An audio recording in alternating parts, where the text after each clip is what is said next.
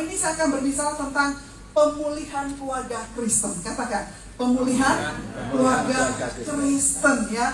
Pemulihan keluarga Kristen ya. Saya kemarin saya ngomong sama yang buat poster itu, jangan dibuat gambar saya, tetapi gambar seluruh jemaat. Kenapa? Karena kita ini ada keluarga-keluarga Kristen.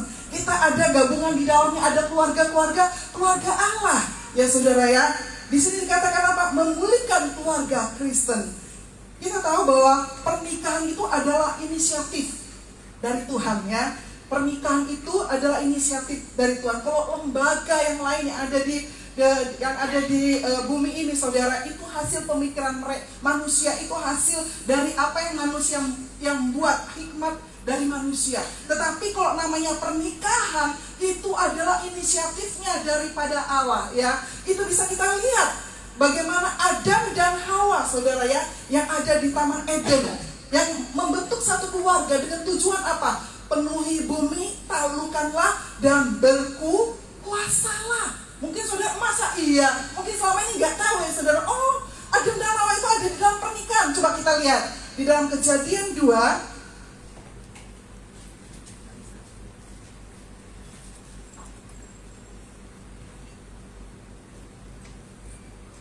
ayat 18, saudara ya. Terus nanti saya teruskan di ayat 24. Haleluya, Yesus. Baik. Tuhan Allah berfirman, tidak baik kalau manusia itu seorang diri saja.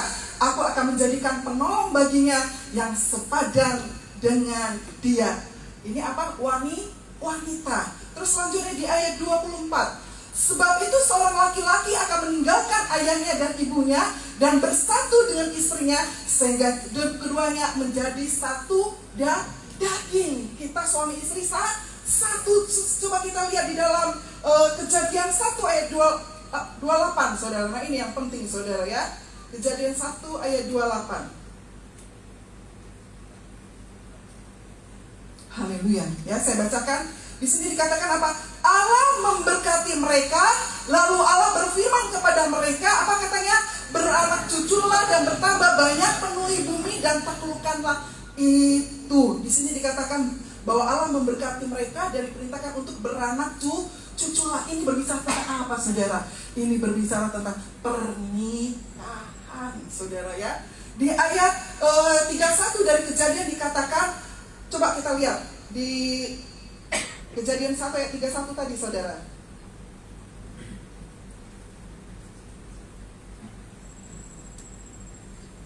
Haleluya. Dikatakan demikian, maka Allah melihat segala yang dijadikan itu, apa katanya saudara? Sungguh amat baik ya.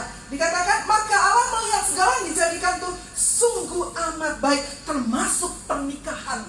Awalnya Allah menjadikan pernikahan itu, memberkati pernikahan itu, dikatakan apa? Sungguh sangat amat baik. Haleluya. Tapi kalau saudara kita mendengar, kita melihat bagaimana keadaan keluarga-keluarga Kristen saat ini, bagaimana keadaan anak-anak dari keluarga-keluarga Kristen. Padahal dari awal Tuhan menciptakan, menjadikan pernikahan, dibentuknya pernikahan. Di situ dikatakan ada apa, saudara? Sungguh amat baik. Setiap keluarga Tuhan sudah taruhkan memiliki fungsi masing-masing di dalam keluarga. Suami sebagai pemimpin, istri sebagai penolong, anak-anak yang menaati, yang mendengarkan orang tua, saudara. Bagaimana kalau di dalam keluarga yang Tuhan sudah taruhkan memiliki fungsi masing-masing, tetapi kita tidak berfungsi di dalamnya? Apa yang akan terjadi? Apa yang akan terjadi, saudara? Jika di dalam keluarga yang Tuhan sudah satukan, tetapi antara suami, istri, anak-anak, mereka berjalan masing-masing, tidak melakukan fungsi mereka, akan banyak terjadi kekacauan, berantakan. Sehingga ada istilah sekarang apa, saudara? Broken home, saudara ya. Bukan hanya suami yang broken, bukan hanya istri, bukan anak-anak, saudara, tetapi home mengalami suatu perpecahan, broken. Hati yang broken, hati yang pecah, saudara.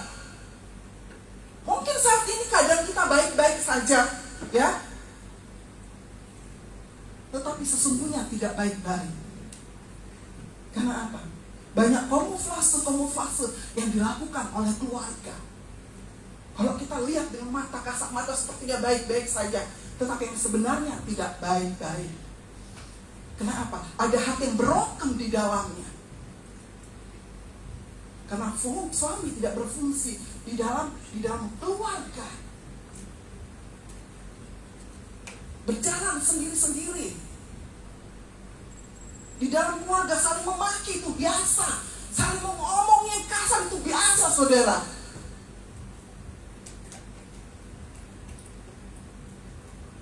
Sehingga dikatakan di dalam, coba dibuka Efesus 6, saudara. Ini anak-anak semua, ayo, ini keluarga-keluarga muda, anak-anak muda, kita belajar di dalamnya bersama-sama. Sehingga apa? Kesalahan yang sudah dilakukan orang tua kita atau siapapun itu tidak terulang lagi. Karena ini penting, saudara.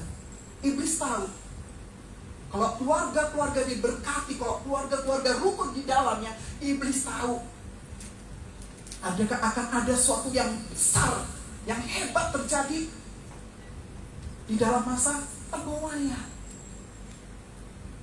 Itu dimulai dari keluarga, saudara. Betapa luar biasanya. Coba kita buka di dalam Efesus 6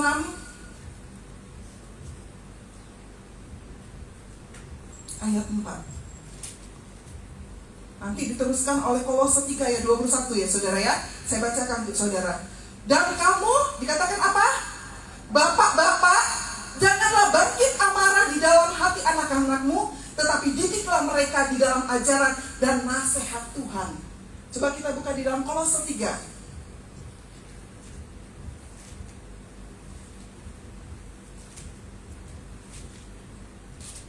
Ayat 21. Hai bapak-bapak, janganlah sakiti hati anakmu, supaya jangan tawar hati mereka. Saudara ya, di sini kita lihat, hai bapak-bapak, jangan sakiti anakmu. Kenapa nggak jawab, hai bapak-bapak, jangan sakiti istrimu, saudara? Kenapa? Anak-anak di Efesus 6 anak-anak, di Kolose 3 ayat 21 anak-anak. Kenapa, saudara? Karena istri itu, saudara ya, luar biasa. Amin, saudara. Istri itu luar biasa, ya. Apapun diomongi oleh suami bisa bertahan. Istri itu gak gampang sakit hati, saudara. Gak gampang. Tetapi hati-hati kalau istri tidak bahaya, saudara. Ya, bahaya. Ya apapun, ya. Waktu kita ngomong sama suami kita gak diperdulikan. Iya. Nanti kalau ada sesuatu yang penting, wah bisa dahsyat, saudara. Kenapa? Istri gak gampang untuk menyimpan sesuatu yang membuat dia sakit, saudara. Tetapi kalau sudah sesuatu terjadi, gak tahan itu, saudara.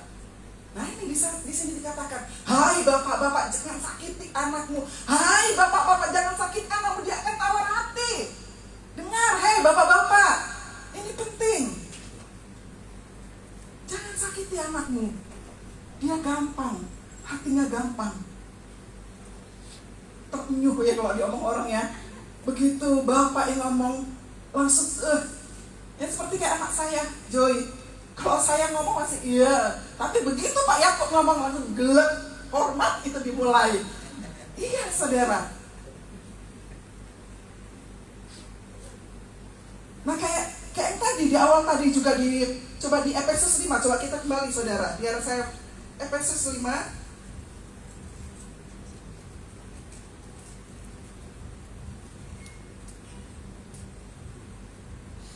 ayat 22.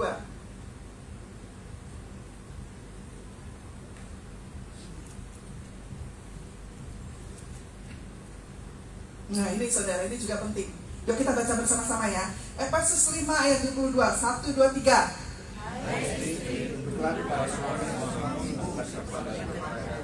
Nah ini, saudara, kenapa kok masalah untuk tunduk istri dulu, saudara ya?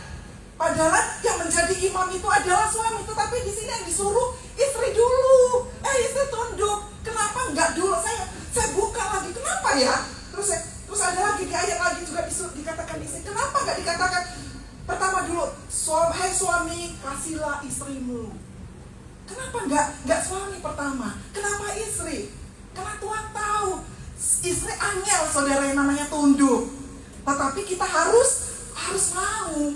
Kita harus lakukan penundukan. Di sini dikatakan ya, hai istri, tunduklah kepada suami seperti kepada Tuhan. Seperti, saudara. Luar biasa. Bagaimana saudara sama Tuhan, hai istri, begitulah engkau kepada suamimu. Ya, gak gampang, angel ya saudara ya. Saya terus terang aja angel saudara.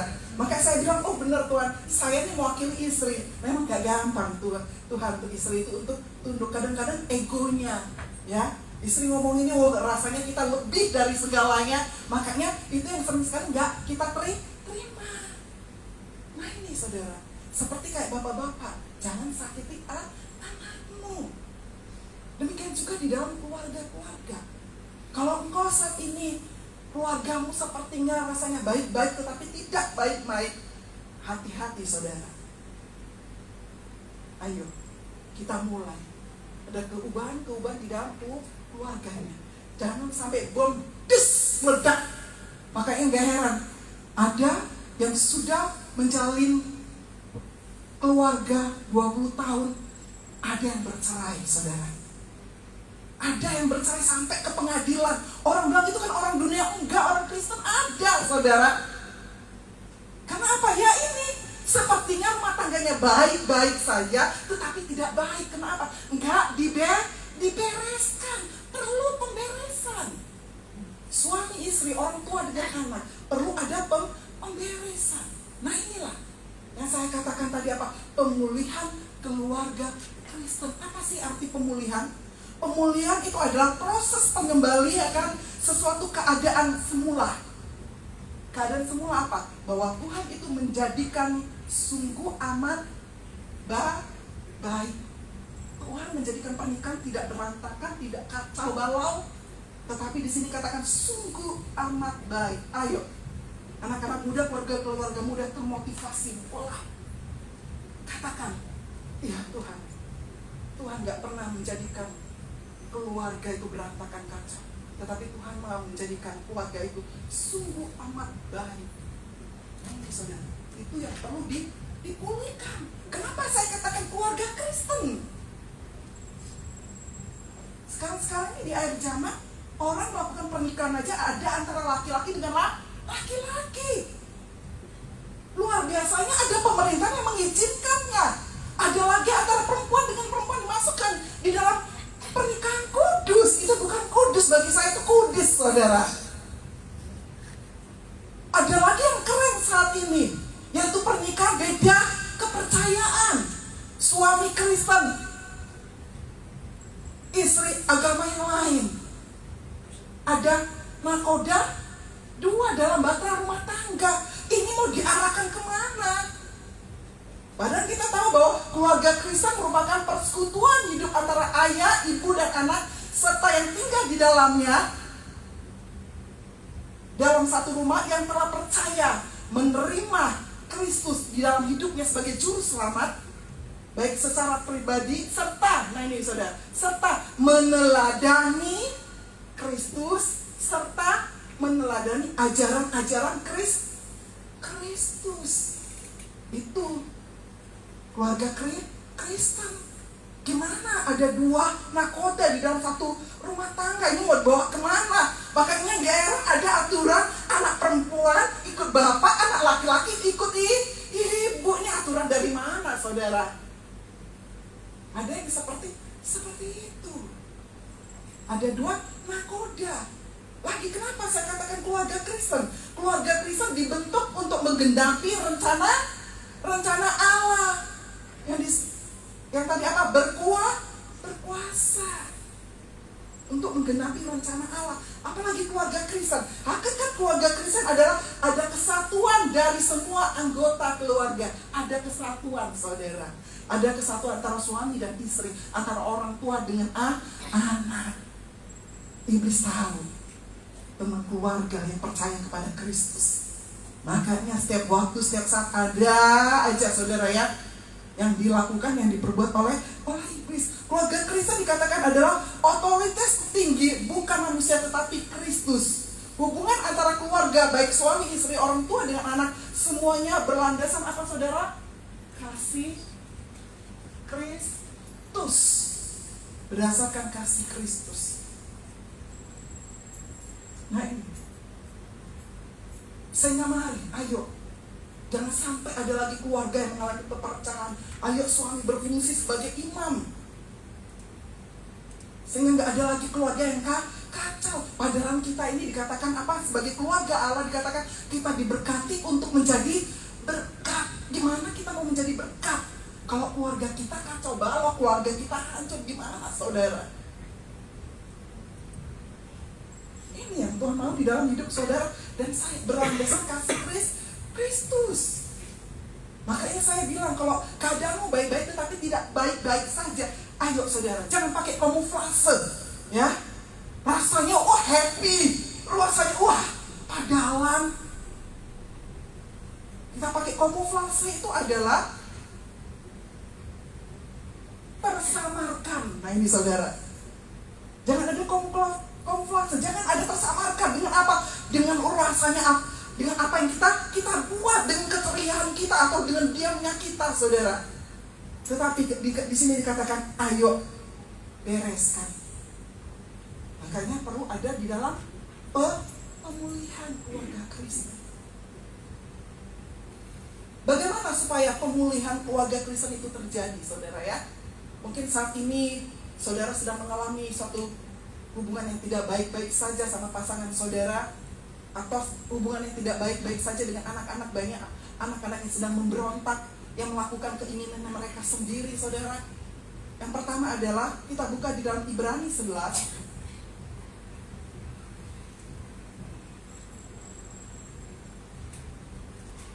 Ibrani 11 4. Haleluya.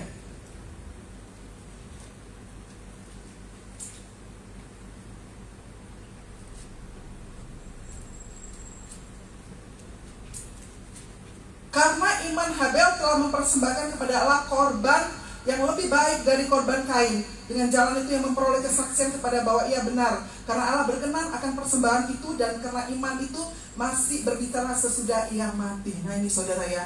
Apa saudara? Ya, bagaimana supaya pemulihan keluarga itu bisa terjadi dalam kehidupan kita? Dikatakan apa? Menghormati pernikahan. Ya, menghormati pernikahan. Coba kita buka di dalam Kolose tadi. Kolose 3 ayat 18 sampai 20. Saya bacakan untuk saudara. Hai istri, tunduklah kepada suamimu sebagaimana seharusnya di dalam Tuhan. Suami-suami, kasihlah istrimu dan janganlah berlaku kasar terhadap dia. Hai anak-anak, taatilah orang tuamu dalam segala hal, karena itulah yang indah di dalam Tuhan. Ya, bagaimana supaya keluarga kita ada di dalam pemulihan? Yang pertama adalah menghormati pernikahan. Amin. Ya, hei Pak Yakub, jangan ada dusta di antara kita. Amin. Nah, ayo katakan kepada suamimu, istrimu, jangan ada dusta di antara kita. Benar nggak Pak Yakub? Ya, jangan ada dusta di antara kita. Kita harus bisa menghormati pernikahan itu. Coba sini yang duduk kanan kiri, ayo katakan, hai suami, istri, colek. Ayo, jangan ada dusta di antara kita. Ayo colek. Itu iman loh saudara. Saya nggak gampang bohong-bohongi suami, nggak gampang bohong-bohongi. Bukan bohong loh ya, bohong ya saudara ya. Ayo, iman. Jadi jangan ada dusta di antara kita. Di sini dikatakan apa? Menghormati pernikahan. Kita baca tetapi di ayat terakhir saudara. Hai anak-anak, taati orang tuamu dan saudara, karena itulah yang apa dikatakan indah di dalam Tuhan. Nah ini saudara, indah ini bukan hanya secara fisik. Wah bagaimana cantik ya. Wah dipermak semua ya, wajah bagaimana supaya putih, dipermak rambut supaya terurai lurus bagaimana saudara. Tetapi ini dikatakan hubungan suami istri, orang tua dengan anak, dikatakan apa? Karena itulah yang indah. Engkau mau yang indah-indah? Ayo perbaiki hubungan suami istrimu, perbaiki hubungan engkau dengan anak-anakmu. Lihat, engkau begitu masuk di dalam rumahmu, ya rumahku indah.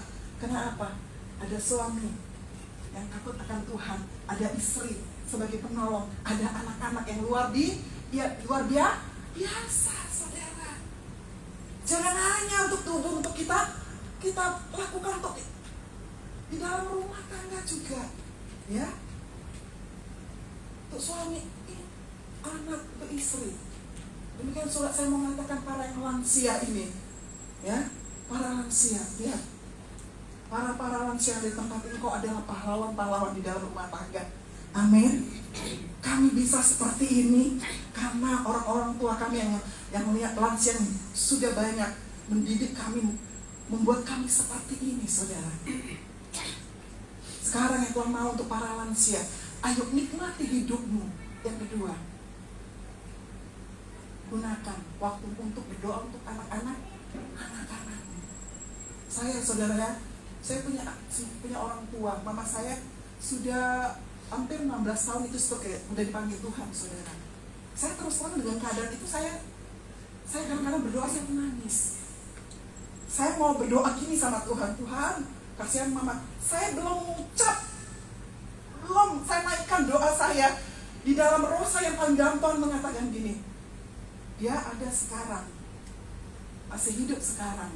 Itu waktu saya berdoa, karena engkau perlu doa dia.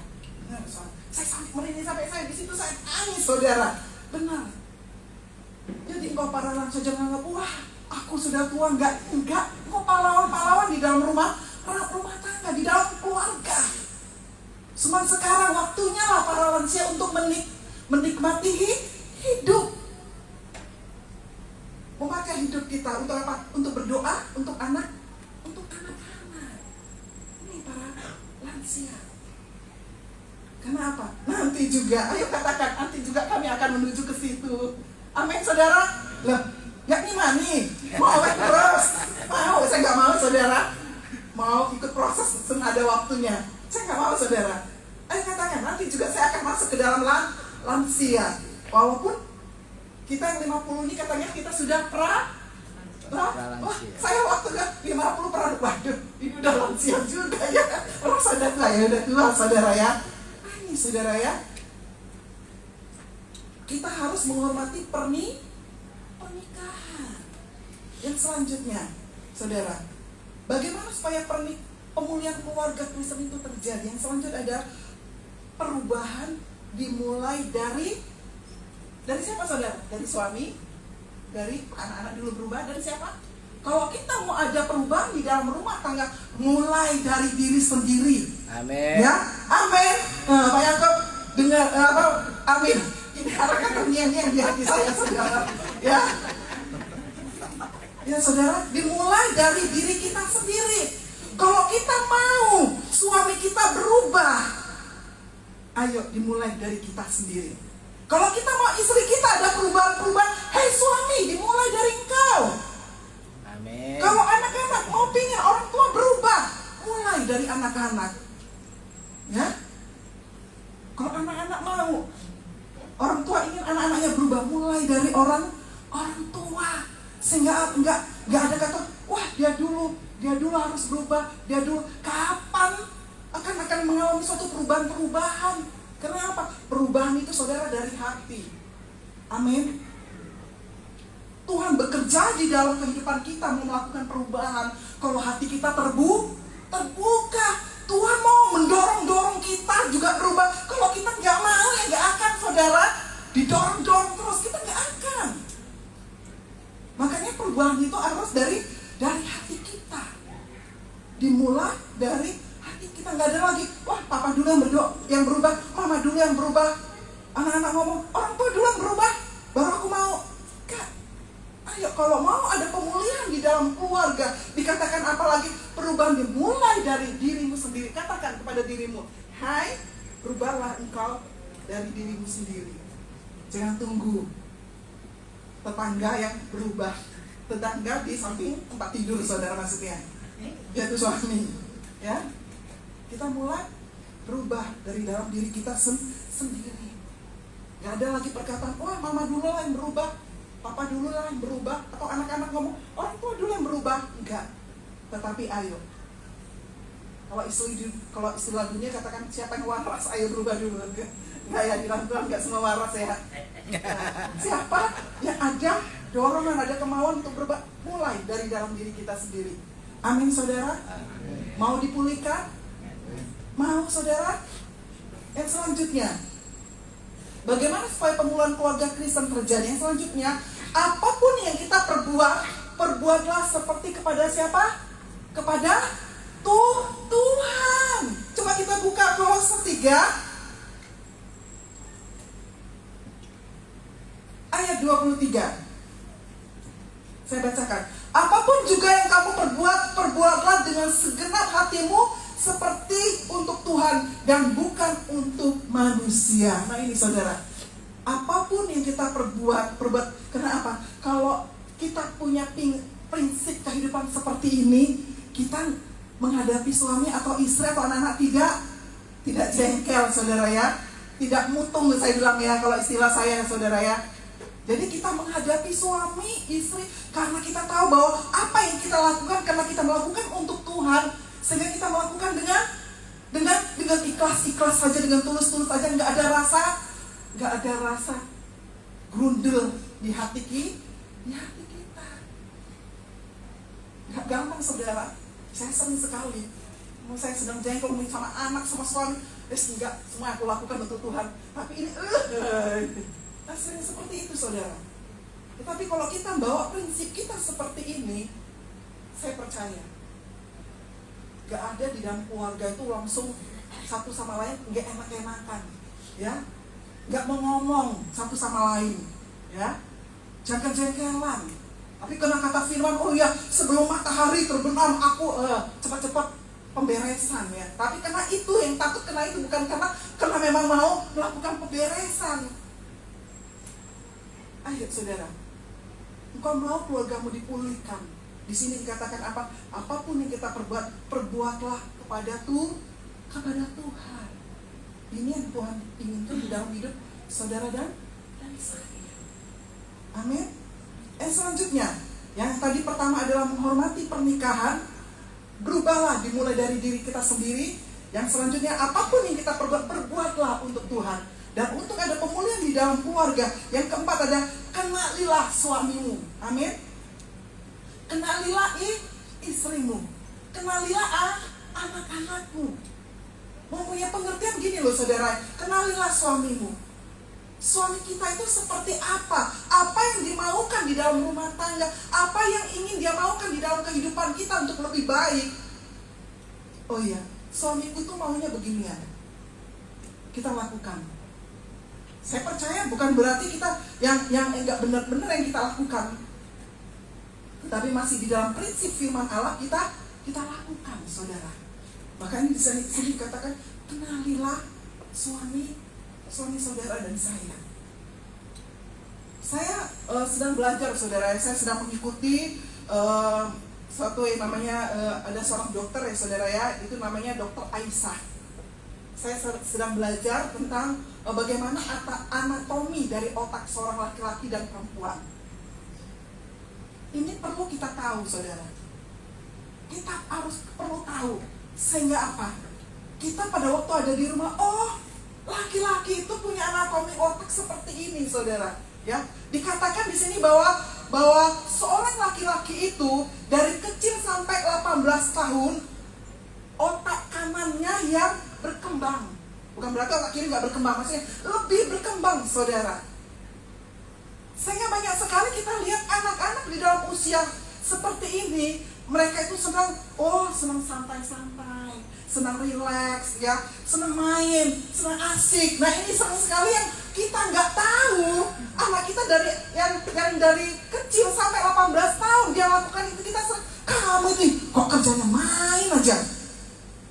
Karena ini anatomi dari seorang anak laki-laki, saudara. Seorang laki-laki, otak kanannya lebih berkembang. Nah, otak kanan itu adalah otak santai. Otak kanan itu adalah otak rileks, otak main-main, asik-asik, pokoknya senangnya asik-asik. Beda sama yang perempuan.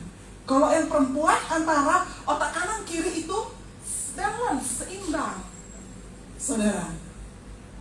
Sehingga laki-laki pada usia 18 tahun, nah baru di sini saudara, bahwa otak kanannya dan otak kirinya balance, berkembang bersama-sama, saudara.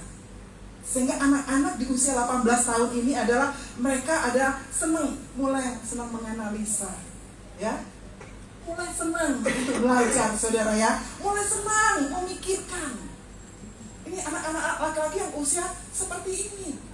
Kita tahu, makanya setiap anak-anak ya waktu mereka masih TK sampai SMA, banyak sekali yang ranking-ranking itu siapa yang dominasi, saudara? Perempuan.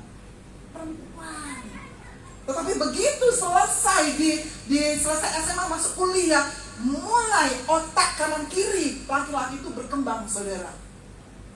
Nah, mulai anak-anak itu senang menganalisa, senang memikir-mikir, senang menghitung, saudara.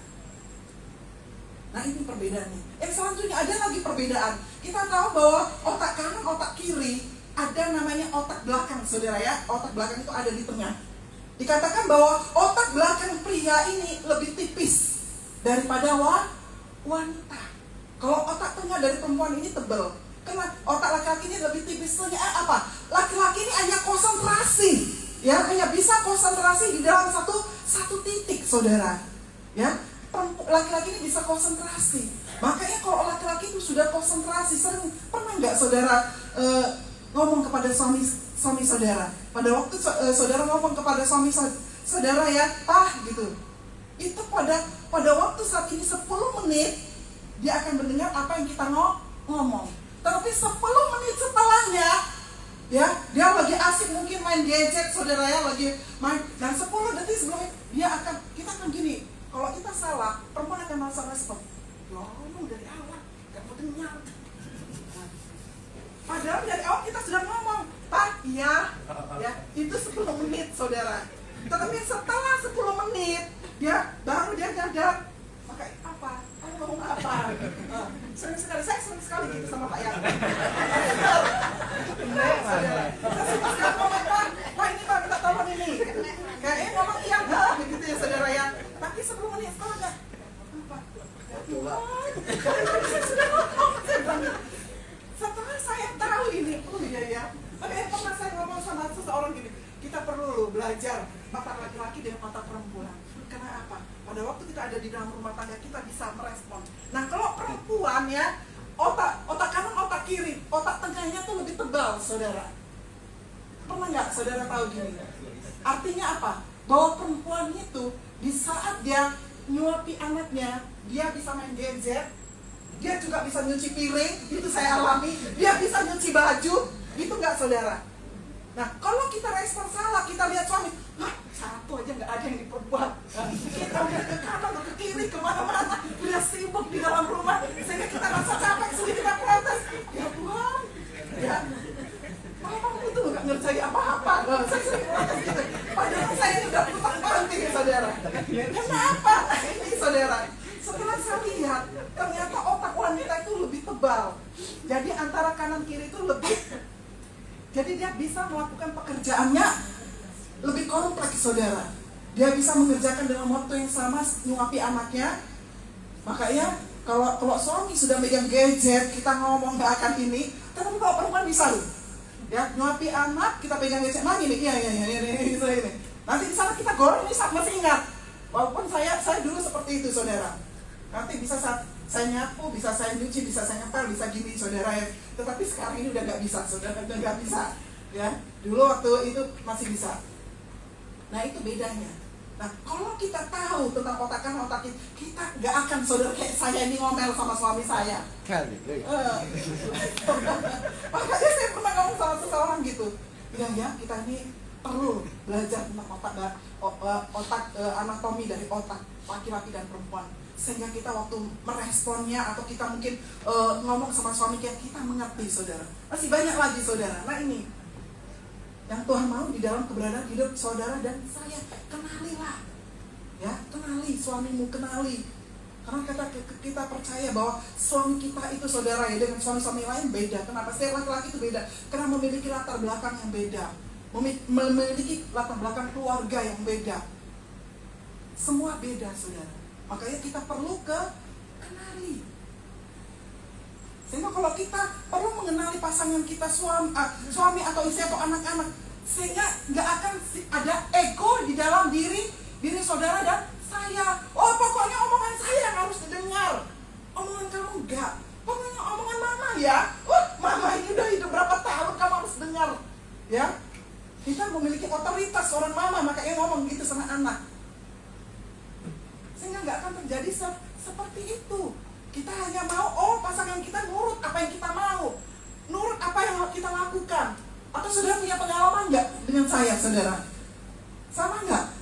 Kalau laki-laki, ini saya bukan anak saya ya. Kalau seorang laki-laki, saudara, sakit, ya, maunya diperhatikan, maunya kita yang turun tangan. Tetapi kalau seorang istri, memang salahnya istri, ini saya ngomong, salahnya istri kenapa? Nggak mau ngomong istri. Ya termasuk saya kalau udah sakit sudah diem, melungker, nanti buat sendiri, buat apa-apa sendiri. Memang salah saya karena nggak ngomong, saudara. Tetapi sering ini menjadi masalah.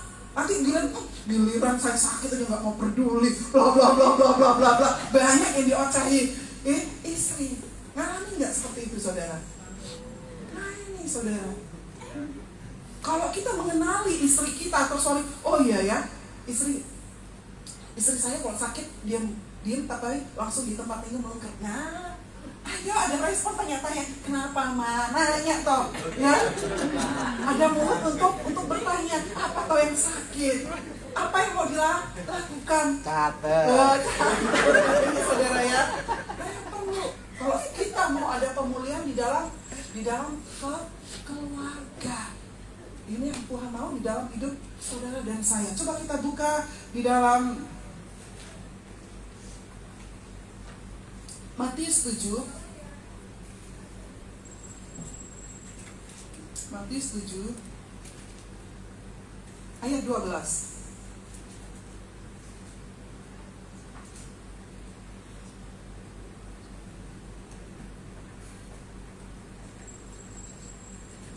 Haleluya. Ya. Yuk kita baca sama-sama ya. Matius 7 ayat 12. 1, 2, 3. Segala sesuatu yang kamu kehendaki supaya orang berbuat kepadamu, perbuatlah demikian juga kepada mereka. Itulah isi seluruh hukum Taurat dan kitab para nabi. Nah ini saudara, makanya kita perlu mengenali suami, istri atau anak-anak kita, supaya ini dikatakan, kalau kita mau kehendaki supaya orang berbuat kepadamu, perbuatlah demikian juga kepada mereka. Tetapi sering sekali kita, ego kita yang bicara, maunya pasangan kita buat titik ya titik, gak boleh koma. Maunya begitu, saudara. Maunya kehendak kita. Sering sekali saya juga ngalami mau wah. Tetapi gak bisa begituan. Ini firman Allah mengatakan segala sesuatu yang kamu kehendaki supaya berbuat kepadamu, perbuatlah demikian. Engkau mau apa yang seorang istrimu buat, buatlah. Jangan hanya dikatakan apa ngomong aja. Ya, suami mau apa yang dibuat oleh istri, perbuatlah. Anak-anak, nah ini yang Tuhan mau di dalam hidup saudara dan saya. Amin, saudara. Mau memiliki keluarga dipulihkan? Ayo. Oh enggak, kalau aku enggak mungkin aku enggak, saudara. Makanya saya kasih katakan dari awal, ada di dalam pernikahan Kristen sudah masuk di dalam 20 tahun atau 30 tahun bisa mengajukan perceraian ke pengadilan. Yang satu udah umur 60, yang satu umur. Loh ini dipertanyakan kenapa bisa terjadi seperti ini? Karena ini, saudara, rumah tangga kelihatan baik-baik saja tetapi tidak baik-baik. Karena ada banyak kamuflase di mana-mana. Kita melakukan seolah-olah kita keluarga bahagia. Wah, keluarga yang ini, saudara. Tetapi nggak tahu di dalamnya bagaimana. Bukan itu kan orang dunia, bukan anak Tuhan, gereja Tuhan, Kristen. Bisa seperti ini. Mau kita hakimi dia, itu mungkin nggak ada ini di dalam rumahnya hadiran, enggak, saudara. Nah, mari, saudara, kita ada di dalam pemulihan. Amin, saudara. Kesimpulan dari keluarga supaya dipulihkan. Ayo kita buka di dalam Titus 2.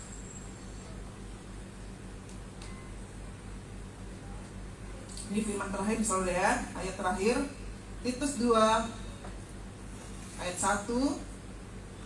Ini ayat ada 10, saudara ya. Kita akan baca bersama-sama karena dikatakan iman timbul dari pendengaran akan firman Tuhan. Supaya pada waktu kita membaca firman, telinga mendengar, ada respon. Kita amin, saudara. Ayo siapkan, kalau bisa tolong dari ini Titus 2 ayat 1 sampai 10. Udah dapat ya? 1, 2, 3 sama-sama ya. 1, 2, 3. Tetapi engkau beritakanlah apa yang sesuai dengan ajaran yang sehat. Laki-laki yang tua hendaklah hidup sederhana, terhormat, bijaksana, sehat dalam iman, dalam kasih dan dalam ketekunan. Demikian juga Juga perempuan-perempuan yang tua, hendaklah mereka hidup sebagai orang-orang beribadah, jangan memfitnah, jangan menjadi hamba anggur, tetapi cakap mengajarkan hal-hal yang baik. dan dengan demikian Mendidik perempuan-perempuan muda, mengasihi suami dan anak-anaknya. hiduplah bijaksana Bijaksana dan suci, rajin mengatur rumah tangganya, baik hati dan taat kepada suaminya, agar firman Allah jangan dihujat orang. Demikian Demikian juga orang-orang muda, nasihatilah mereka supaya mereka menguasai diri dalam segala hal. Dan jadikanlah dirimu sendiri suatu teladan dalam berbuat baik. Hendaklah kau jujur dan bersungguh-sungguh dalam pengajaranmu, sehat yang tidak bercela dalam pemberitaanmu, sehingga lawan menjadi malu, karena tidak ada hal buruk yang dapat mereka sebarkan tentang kita. Hamba-hamba hendaklah taat kepada tuannya dalam segala hal dan berkenan kepada mereka. Jangan membantah, jangan curang, tetapi hendaklah selalu turut dan setia, supaya demikian mereka dalam segala hal memuliakan ajaran Allah Juru Selamat kita. Amin. Berbahagialah orang yang mendengarkan firman Tuhan, yang merenungkan di dalam keberadaan hidup. Saya undang untuk kita bangkit berdiri. Haleluya. Oh enggak, saudara, duduk aja. Ya, kita akan meresponi firman Tuhan pada pagi hari ini dengan kita mendengar suatu pujian, saudara ya. Nanti saya ini dari sini.